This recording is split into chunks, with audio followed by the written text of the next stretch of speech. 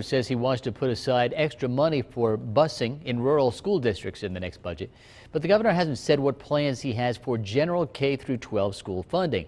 Fox 11's Andrew LaCombe has a closer look.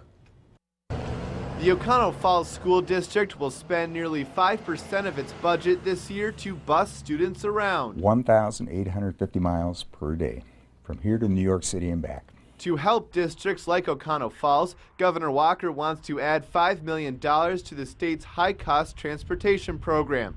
That program started 2 years ago with $5 million.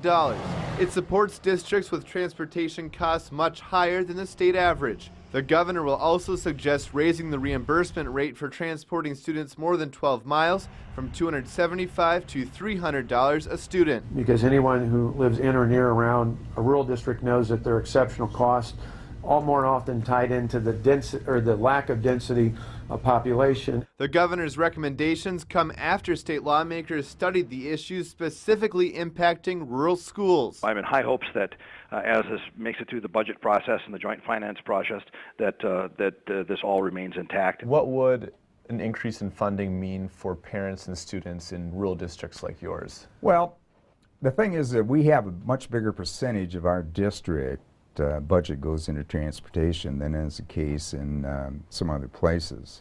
What happens here is that if we have to put more money into transportation, we're not using that for other programs for students. While Polaschik says the governor's proposal is good news for his district, he's waiting to hear if the governor's full plan includes any cuts for public schools. We'll wait till next week to see what actually is going to be his proposal, but we're having to still react to the real significant cuts we had a couple years ago. The governor plans to unveil his full budget proposal Tuesday. He didn't rule out cuts to public schools. We're going to try and keep it largely intact. Democrats would likely oppose any new education cuts. The budget has to be passed by the state assembly and Senate before it can take effect in July. In Oconto Falls, Andrew LaCombe, Fox 11 News.